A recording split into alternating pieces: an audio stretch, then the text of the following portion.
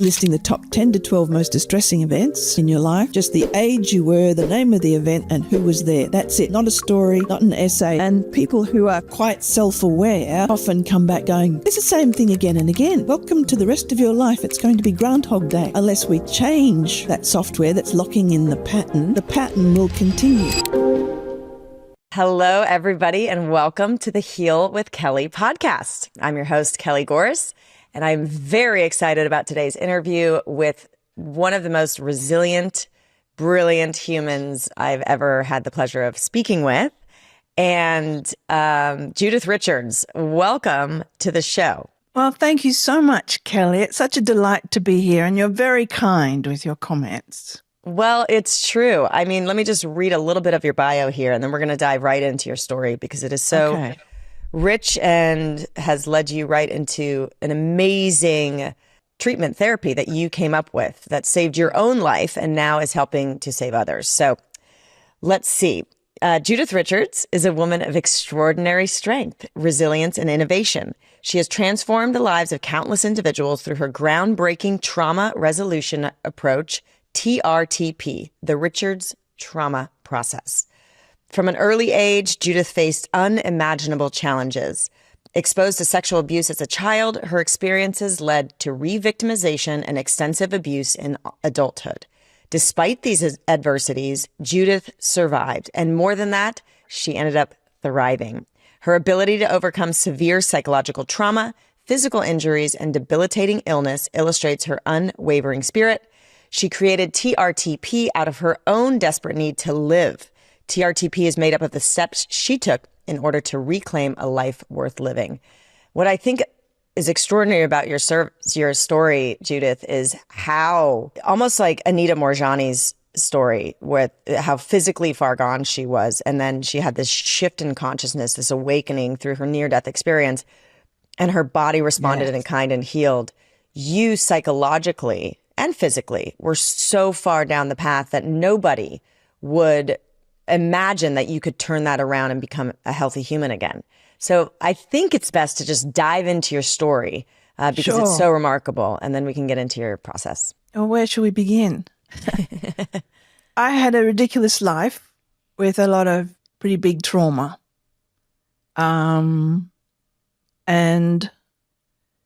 eventually I was in a place of absolute near annihilation. My body was in a very bad way because of all the injuries that I had sustained. I'd had an awful lot of surgery to put my body back together. Again, the surgeon said I'd be in chronic ill health and chronic pain for the rest of my probably very short life. And everything that could have gone wrong went wrong with all the usual things. And I found myself physically unwell, and then I lost my mind after all that I'd been through. And I lived in a small village of lots of artists and filmmakers and wonderful people. And I just went downhill very, very quickly. The teenagers and the children in the village called me MBL, Mad Beanie Lady, because when I did go out into the small shopping strip where I lived, I'd be saying the same thing again and again and speaking very, very quickly and looking very unkempt. And then I'd get lost and some nice person would take me home. So you literally lost your mind. Yeah, I was living in various personalities and in hallucinations and then in flashbacks and very bad suicidality. Mm-hmm. It wasn't good. And severe I was a mental feature. Illness. Yes, I was a feature. I was a typical mad woman on the street when I was on the street. And it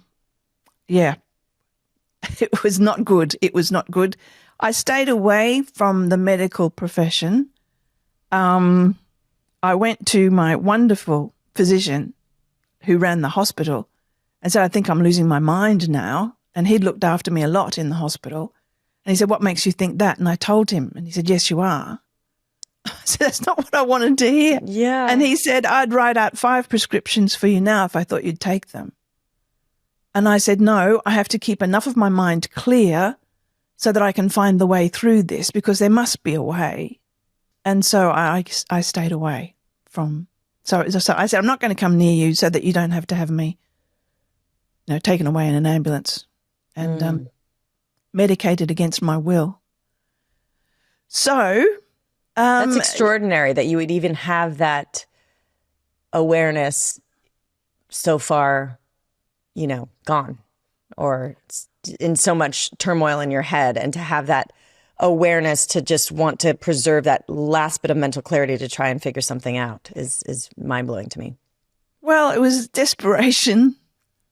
There were several points where I consciously decided, and it was a difficult decision, do I just let go and descend into madness? Or do I hang in there just for another hour, for another day, for another little while? There had been a lot that had gone on in my life. I had been the victim of torture. I had been, from a very small child, a magnet for lunatics.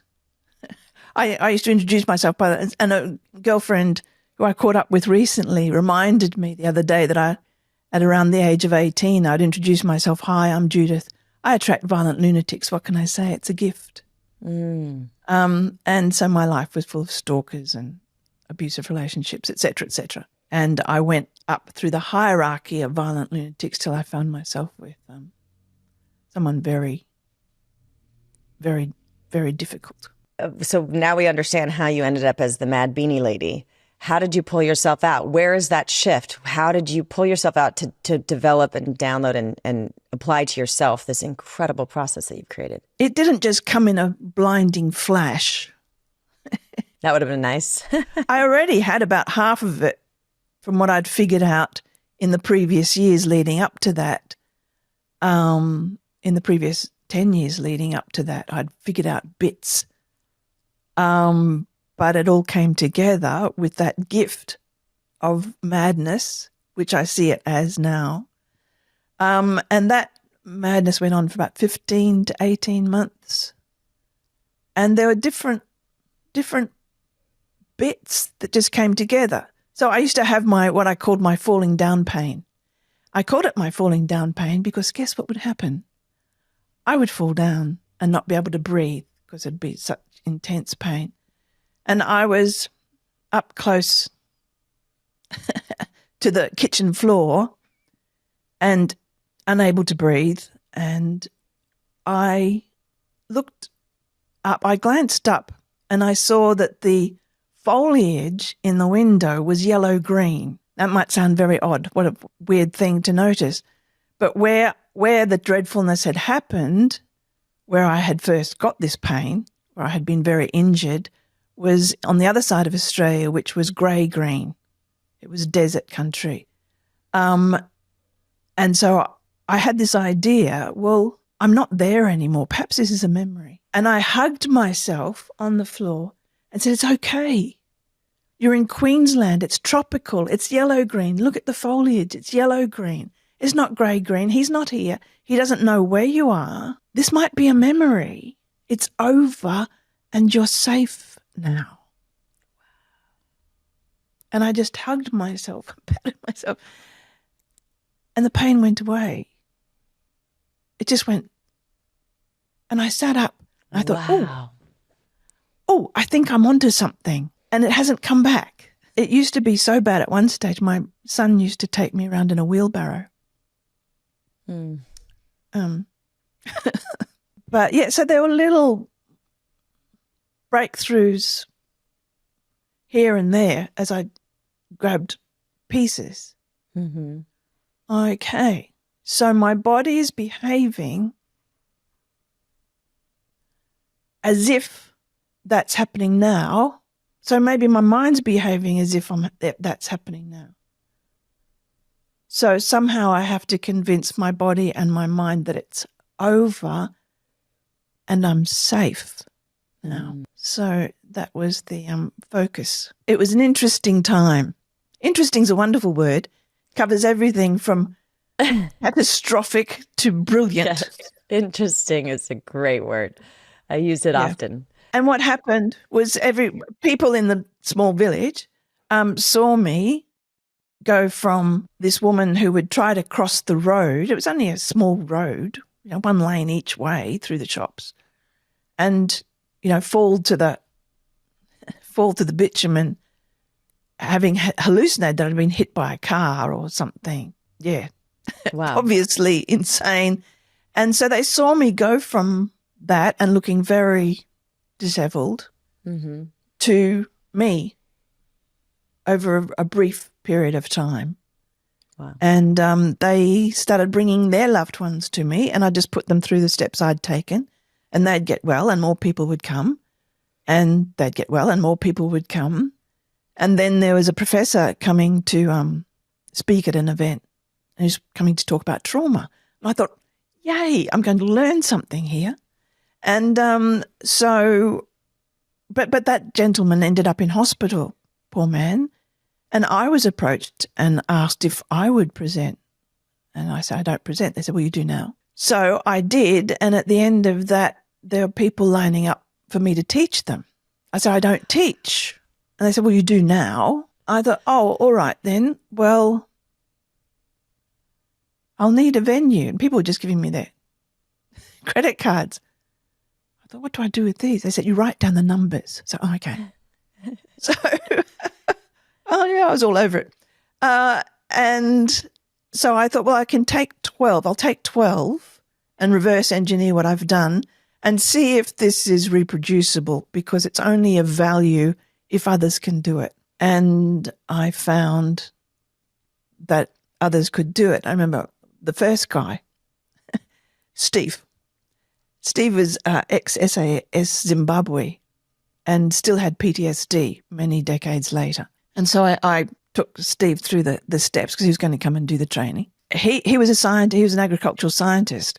So he put it to the test immediately. He left where I saw him and walked down into the city and went straight into a cinema where Saving Private Ryan had just been released. Ooh, gosh, that's going to trigger anybody, yeah. Yeah, he said, I'm going to test this. He had a thing about helicopters, Steve. If a helicopter came over, he would dive under a parked car. He just would be gone. So he didn't tell me what he was going to do. He just walked straight out and straight into the cinema, knowing that he was probably putting himself at risk and sending himself into a very dark place for some time afterwards. And so he sat there bracing himself to be triggered, and the film was over. And he walked out and he thought, that can't be right. So he bought another ticket and went into the next session. And then he sat back and said, this is very good. This film's very realistic. And he actually really enjoyed the film. And as he left the cinema, he sent me a text. Hey, this shit works. And bless him. And he was my first student. And, well, in that first little group. And the results that they immediately had with their own clients. And there was a psychiatrist who specialised in PTSD. And she was having so much success that the receptionists in the medical centre where she worked sent a delegation to ask her, what are you prescribing now? Is it legal? And are we implicated by being on the premises? Because we've been seeing your patients coming for very long time and now they're walking out well. So is there going to be a drug bust? What are you giving them? Wow. So I thought, yeah, this has legs. This can be valuable for the world.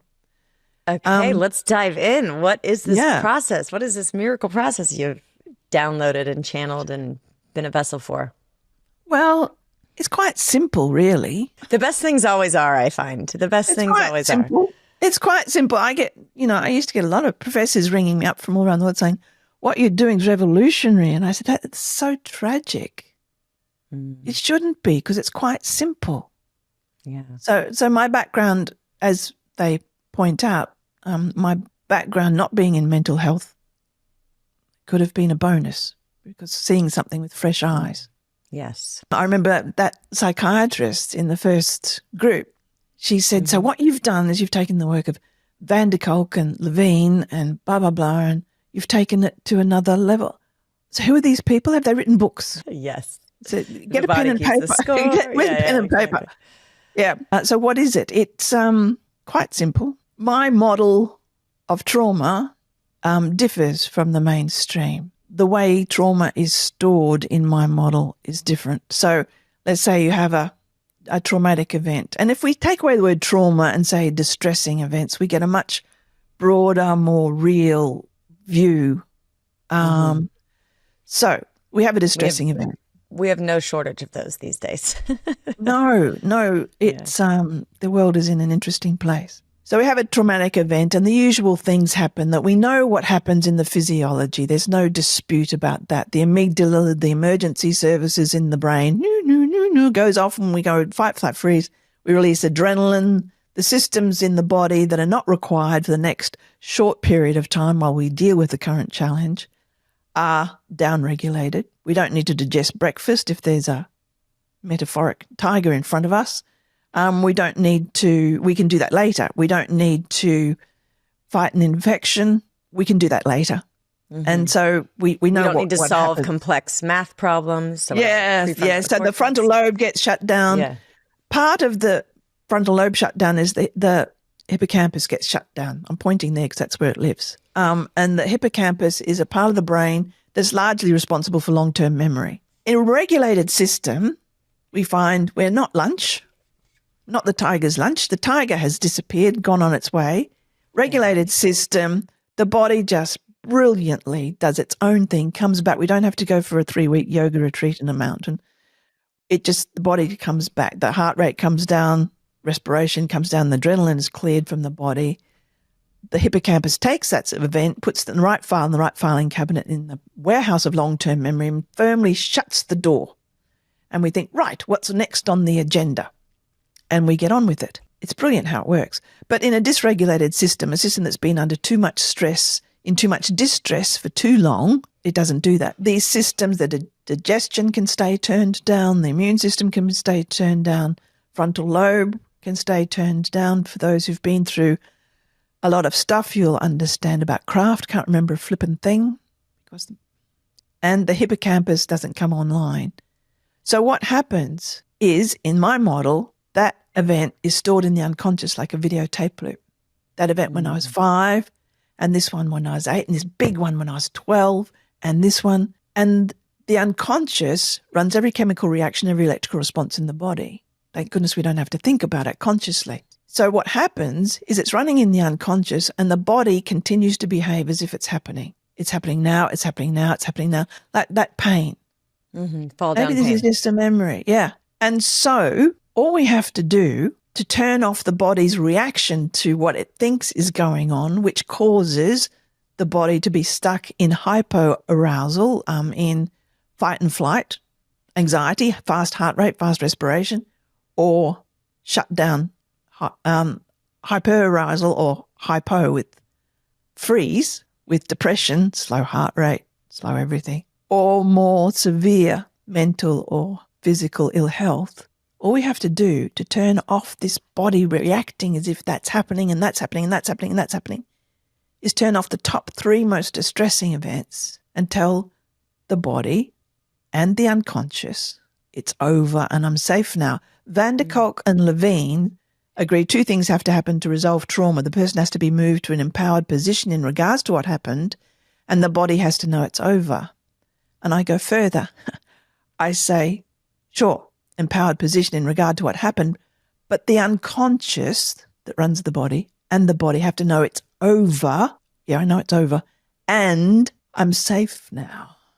And when you get to that, it's like a factory reboot on a cell phone. This is not simply memory reprocessing. What happens is the whole physiology is rebooted. So the digestion comes back online, the immune system comes back online, the brain changes function in absolutely predictable ways with trauma, and it comes back to normal brain. So sounds like we all need this process. Well, when you think we've all got stuff, and people who say, well, nothing happened. Well, it's not necessarily what happened. it may be what didn't happen. You know, like the client said, my parents were provided really well. They worked so hard for us. Excellent. And who did you go to for comfort? My bike. So, you know, parents do their best, but it's part of the job description to mess up our children. And so, you know, the emotionally unavailable parent, that lack, and so that becomes a insecure attachment, which is the basis of lots of suffering. So it can be what didn't happen, rather than, you know, great big events that were catastrophic. Capital T trauma, yeah. Yeah. Like you faced. So do you want to just like kind of give us a little, is it one session and you're done? Do you have to do it over 9 months? Oh, 3. No, okay. 3. It's generally 3 steps in 3 sessions, longer sessions up to around 2 hours, about a week apart. Okay. And the main work is done session 1, session 2. Okay. So people generally experience positive stuff very quickly. And it's not for everybody. We do a thorough assessment because it's not fairy dust. Unfortunately, we don't have fairy dust. It's not hard work, but it's not for some people. The first thing is if someone's motivated. You know, as the great philosopher Seneca said, it's part of the cure to wish to be cured, no matter what you're doing. But, you know, we ask a client or a potential client on a scale of 0 to 10, 0 being I don't want to be well, and 10 being I'll do whatever's required. Where are you on that scale? And some people are not ready yet. And also you got to open Pandora's box. You got to look at the stuff that's causing you suffering, which is scary. we don't revisit. We don't revisit what happened. You don't relive it. You don't have to retell the story, because in order to tell a story, we have to go back and relive it in our internal world in order to relate what happened. And so in retelling the story, it can be really triggering and re-traumatizing. So we don't do that. So why wouldn't someone be ready then to heal? I had a woman who came, and I said, after I said, you know, where are you on the scale? And she said that she was pretty high on the scale of wanting to be well. And here's the next question. What's going to be the worst thing about being well? A lot of people get cross then. So, do you think I want to be like this? No, not necessarily. But let's be really brutally honest here. What's going to be the worst thing about being well? And this woman said, I'll lose my husband. And I said, why? And she said, well, we were actually separated on our way to divorce, but I got so unwell he had to come back to look after me, to be my carer. And if I get well, he'll leave. That's heavy. And I said, well, you get to choose.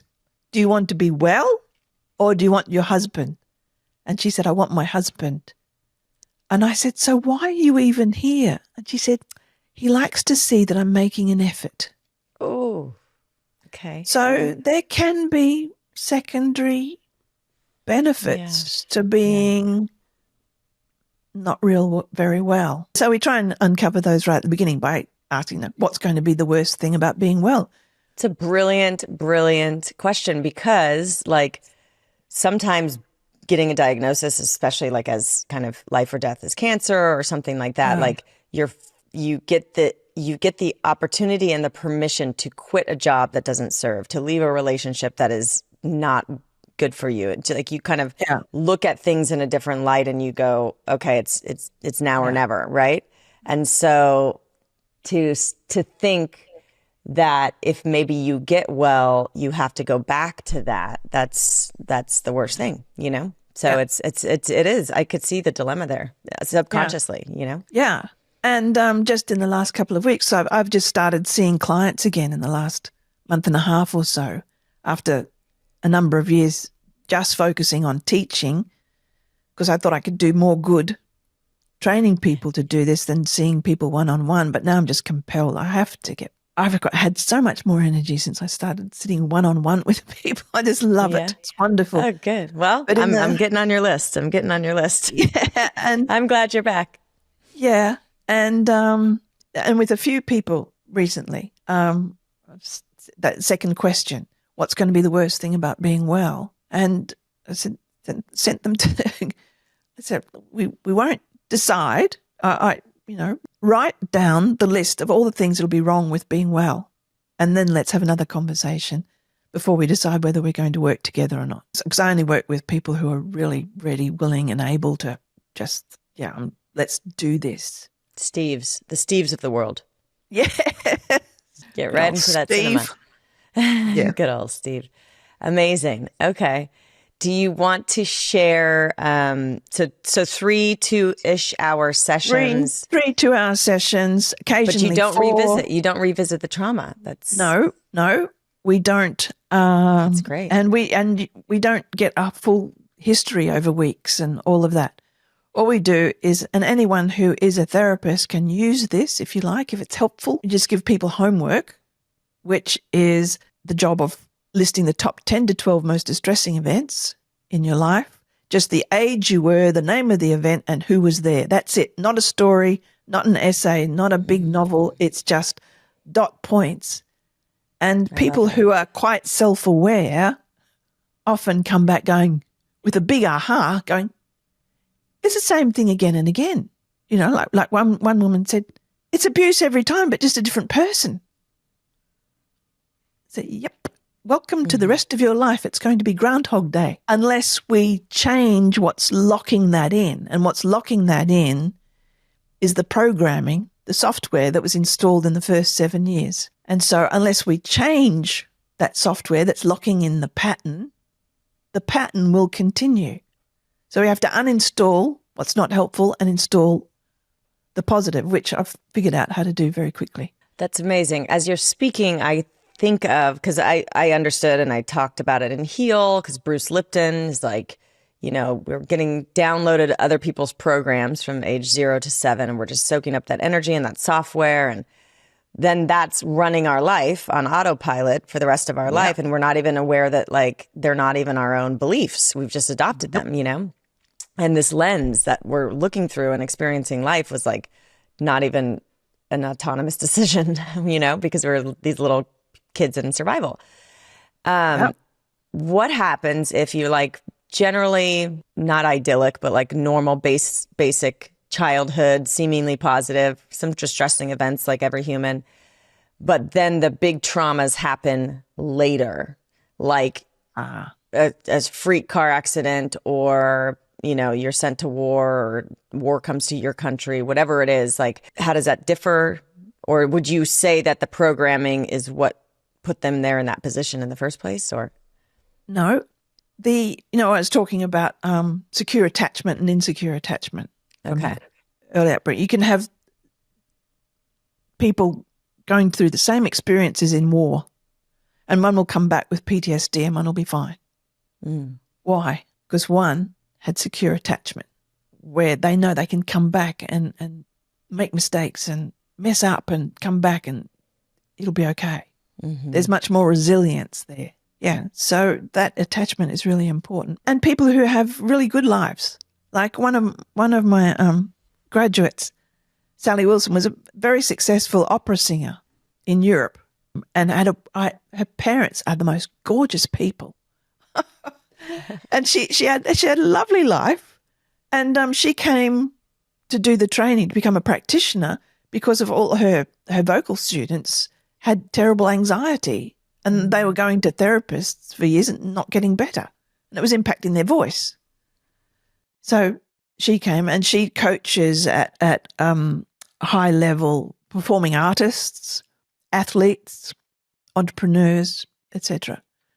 And she never had any big things happen, and she was successful and happy and had a good relationship. And she said, but this will be interesting. I'll go through it. And she found that her perfectionism disappeared, her imposter syndrome disappeared, and her performance elevated, went right up. And she was thoroughly enjoying the performance rather than just relaxing and letting it rip. So sounds amazing.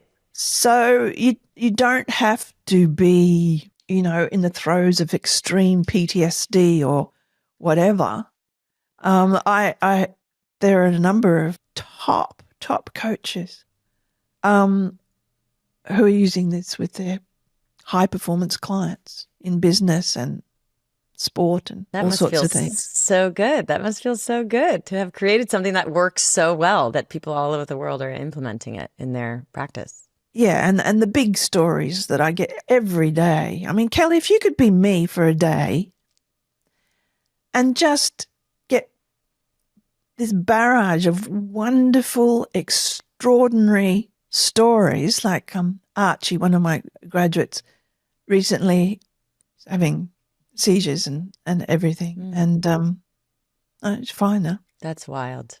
It's just, and people say you must be so excited. And I go, no, with these stories of extraordinary transformation and healing, it's a really quiet, deep, humbling privilege. It's, I can relate on a smaller scale. I can relate. It's beautiful. And you just kind of say yes. You're like, I don't know what I'm doing, but I'm just going to continue doing what I'm doing because it's helping people. And so that trauma is stored in the unconscious in my model. We speak to how do we turn off those videotape loops? We speak to the unconscious in the language of the unconscious. And what's the language of the unconscious? With just 2 words, the critical facility steps aside and we're speaking directly to the unconscious. Just imagine. Ooh. And with those words, we speak to the unconscious. And as humans, we have this extraordinary facility where whatever we richly imagine in our internal world, our body believes and our unconscious believes is happening. So, if I imagine sinking my teeth into a wedge of this very drippy, very juicy, very sour lemon, and it's so sour, and there's so much juice, I'm having a major saliva response. My body is responding as if that's actually happening. And this is the facility that some people have used to imagine away cancer tumors and disease states, etc. So beautiful. I love that. Just imagine. I was thinking like maybe you were going to say, I'm safe, but just imagine opens up. Imagine. Yeah. And we step people through very particular imagined scenarios. And we say to a client, the more rich you make your internal experience, the more profound will be your outcome. Just richly live this. To a place not just of it's over and I'm safe now, but to a place of empowerment. I know who I am. Because, you're talking about, and Bruce was talking about the ideas that we take on, that programming that we were talking about, because that becomes our identity. So, for example, I used to, by the time I was 18, say, hi, I'm Judith. I attract violent lunatics. What can I say? It's a gift. I was a loon magnet. That was my identity. Wherever I went, there'd be rapists and stalkers and God knows what. So we changed that completely and introduce the person to who they are without all that programming. Who are you really? Who's the truth of you? Because we all believe this delusion. Yeah. So let's introduce you to the truth of who you are. So it's not just memory reprocessing. So, yeah, it feels like it starts all with our attachment, and then we layer on all these distortions based on that root. Yes. Programming. And the in your process removes the distortions and brings us back to who we truly are. It turns off what's running us in our unconscious, stops our body reacting as if that's happening. So we react with anxiety, with depression, whatever. So it just turns off the symptoms. Anxiety, depression, PTSD, etc., are simply symptoms of dreadfulness that's happened in the past that's never been stored properly. Turn it off in the unconscious where it's running and the symptoms disappear. It's quite simple. It's quite simple. Well, thank God you cracked that code. That's the thing. It's like you watch Heal and you're like, okay, I get it. I have this subconscious programming. How do we shift it? How do we change it? It's really simple. Wow. That's amazing. So how do people find a practitioner that is? They can go to trtpclinic.com, which we've just, virtual clinic that we've just put up a couple of months ago with myself and some of our top practitioners. That's a good place to start. Or they can go to trtptherapy.com for a broader list of practitioners. And if people are wanting to learn about the training, trtptherapy.com. Go and make an appointment to have a conversation with someone here in the office. Wonderful. To answer your questions and see if we're a match or not. What is one of your favorite stories of transformation? You've said, a couple, but recently, or one that is coming up for you to be shared right now, because I just love real stories of possibility to strengthen all the people suffering out there, what they're suffering with that seems insurmountable, whether it's a disease or mental struggle or loss or whatever it is, how if they see that someone else can transform and shift it and become healthy again, it strengthens their belief that it's possible for them. There are so many stories, Kelly. Give us a couple. Give us a couple. So many. Okay. My boys, at one stage early on, for some reason, I was attracting a bunch of clients that were unusual, violent, angry men brought against their will. People like Jason. Jason had been pulled off strangling his ex-wife that morning by the men in his family. He'd smashed every window in her house, every panel in her car, broken her guitar over his head, and was in the process of strangling her when, luckily, family arrived and he was brought to me. And that was in 2012. And every few months, Jason's in touch. Yeah, he's doing really well. And that's in a while now. So, and he has not had one rage event since. Not because he's learned anger management, because big trauma rage is not the same as normal anger. It's not the slow burn of frustration, irritation, resentment, that builds and builds and goes off eventually. Trauma rage goes from the unconscious to expression in a nanosecond. It's like a lit match at petrol. And off it goes. And you can't consciously stop it. There's no way you can stop it. What you have to do is turn off those trauma loops so there's no reason for it. So because we're not just reacting to what's going on here, we're reacting to that and that and that and that happened in the past, and we're going off. And so that's an extreme. Of course, not everyone's in dear Jason's place. But then there's, like the mum, this gorgeous young mum who'd been diagnosed with, depression, after her baby, and she hadn't bonded with that child or the next one. And it was a huge source of grief for her. She just couldn't connect with these little people. Why? Because of dreadfulness that had happened in the past with her own mother when she was a child, and now she was a mother, which brought it all up, triggered it all, and she was in fight and flight all the time, adrenaline all the time, her whole being reacting as if that and that and that and that and that and that were happening with her mother right now. And her relationship with her partner was just going down the drain, and she was in so much distress and she didn't know what to do. And so we dealt with it. And I saw her about 6 months later in the post office. And her children were hanging off her. And I said, well, how is it? She said, look,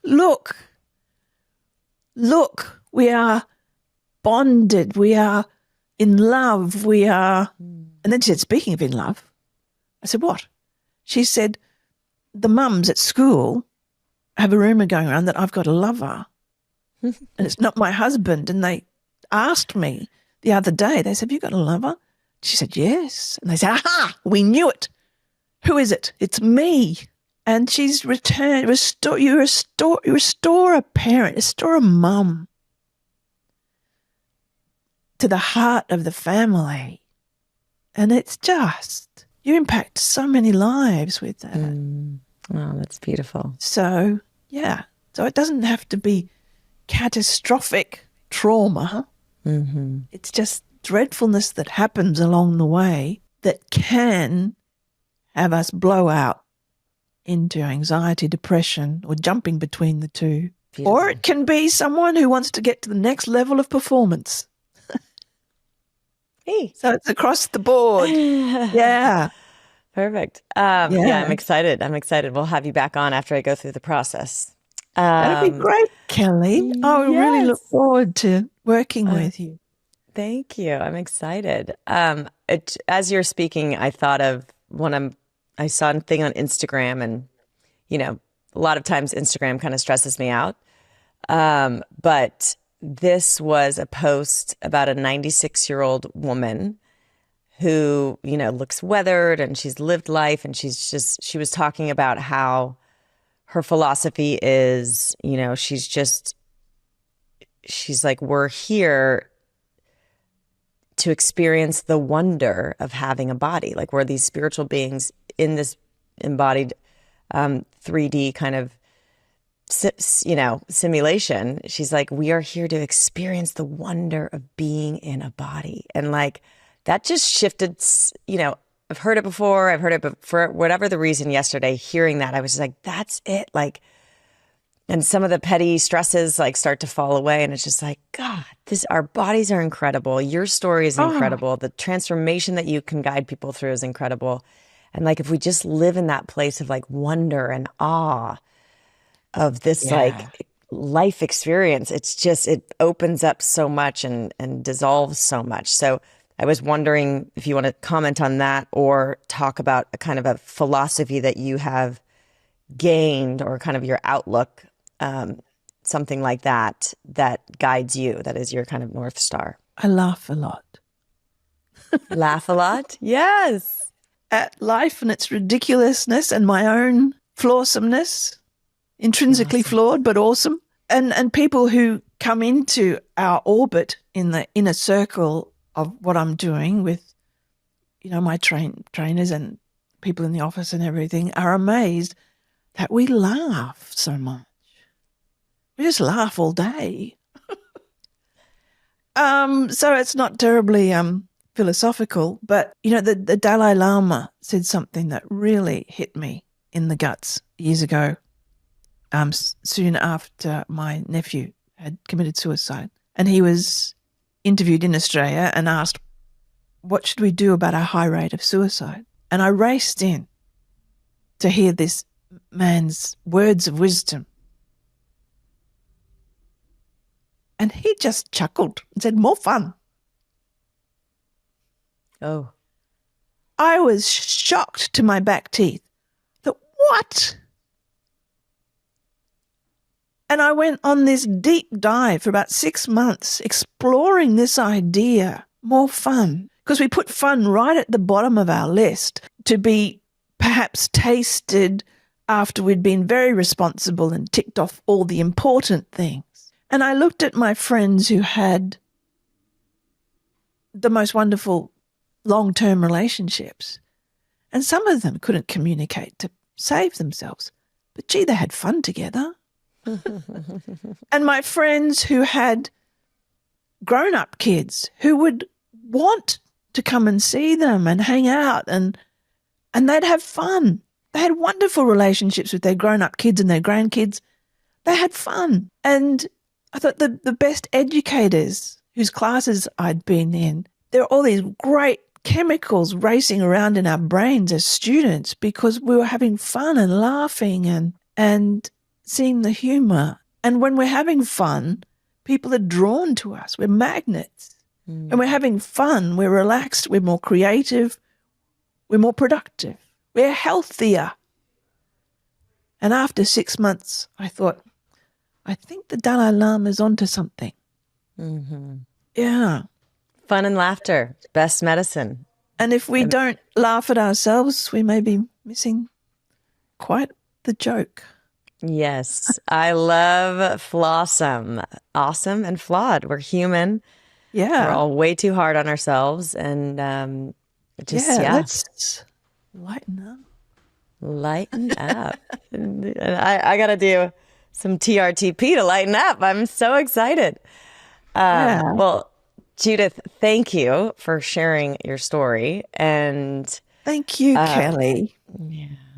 And just the work that you do. It's really extraordinary. I am obsessed with, real extreme cases of transformation because I feel like I'm just a subscriber to possibility. And I've had that in me, that knowing of like so much more is possible than we're seeing. Oh, yes. Since I was a kid. Yes. And so you are an example of someone with extreme mental illness and severe trauma. And then you got yourself out of it and completely, you're living this healthy, vital life, helping millions through this process that was given to you only because you went through the dark, And I just thank you for just being that beacon. It's amazing. Really. You're welcome. You're welcome. Someone asked me the other day, would you do it again? I said, yeah, for Jason. And Jason's wife. Yeah. And the kids. She's alive because of you. Exactly. The kids who've all gone through TRTP now, they all live with Jason.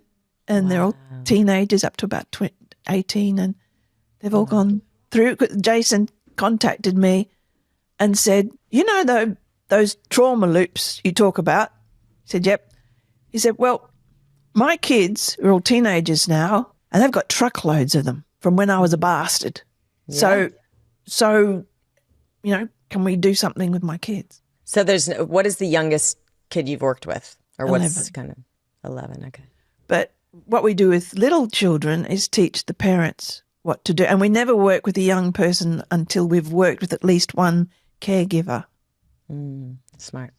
And it's really interesting that sometimes you work with just one parent and the kids' issues disappear. I see that all the time. You really want to give a gift to your kids, deal with your own shit.